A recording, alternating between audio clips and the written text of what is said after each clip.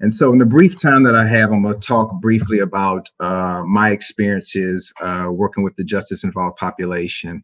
Obviously, I do know that incarceration is different in different countries. And so, but a lot of the things that I have found with working with the justice involved not only impact us here domestically, but as well as globally. And so one of the things when we talk about prison, individuals go to prison for doing a crime. They serve their time, and the assumption by a lot of people is that you come out and you become successful and you move on to becoming a productive citizen. And in my work, I can tell you firsthand that is not the case. Unfortunately, for individuals who have a background, a misdemeanor or a felony, there are a number of collateral consequences and sanctions that and barriers that individuals face when they come out. And so in my line of work, a lot of what I do is assist the justice involved in regards to employment, housing, licenses, student loans. And for a lot of them, there are a lot of barriers that they're not allowed to get stable housing in a good community. They're not allowed to get a good job. Many of them have children and kids to support, particularly women who are mothers who are coming back into the community. A lot of the soft skill trainings that they need, technology, a lot of those things they don't get access to due to their background. Voting in a lot of states within the United States of America, you're not allowed to vote if you have a felony on your record. And so, and then you can go from there. A lot of my clients, I know they were discussing about mental health, trauma.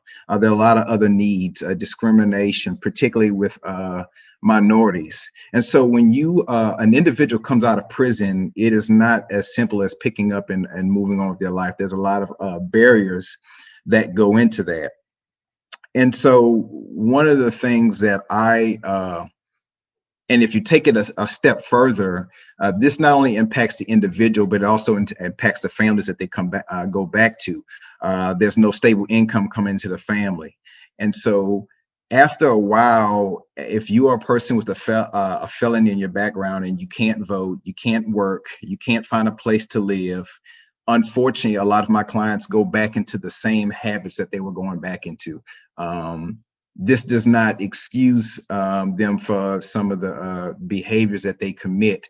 But if you put yourself in their shoes for a minute and imagine having all these barriers stacked against you when you come out, and we talk about freedom and human rights, and what we know is as a person with a background, those rights are not there, that freedom is not there. They still feel, as they tell me, that they're still trapped in prison. This contributes to the poverty levels that we see. And it becomes a generational cycle of going in and out of jails and prisons. And so that not only affects the individual, but their families and communities. And it also costs us a lot of money to incarcerate people who literally have a lot of other barriers that can be addressed on the outside. So throughout this presentation today, I took notes on everybody on some of the things that you mentioned, freedom, kindness, understanding, respect, education, listening, dialogue, humanistic, and freedom.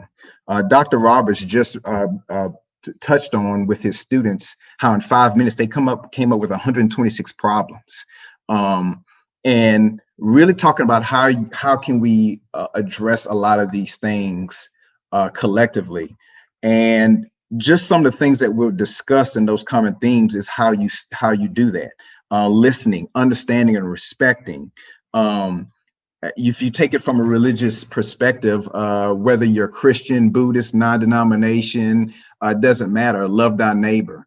What I would say is, from a person who works with the justice involved, is that they are people too.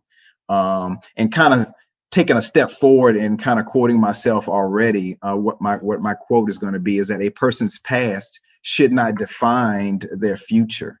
And if we are talking about human rights, religious freedom, life, liberty, whether you're in the United States, whether you live globally or abroad, It first starts with us. We all on this panel are in that position to make that change. And that might require something that is bigger than ourselves, something that maybe we are uncomfortable with. And so I challenge you all, as I try to challenge myself every day, when we talk about kindness, understanding, respecting, education, listening, and dialogue, to continue to do those things, even when it's inconvenient, even when it's uncomfortable, as we saw in 2020.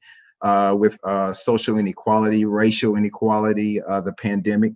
I encourage you all to do those things. And for scholars, educators, practitioners, students, teachers, just an understanding that if you are an individual who is justice involved, they have a number of barriers and needs that need to be addressed. And when you can address those underlying issues and you do not define an individual by the crime that they committed, you will then address those other big issues as some of that what we're talking about today: mental health, poverty, and most importantly, human rights. So that's all I have. Thank you so much for allowing me to speak today.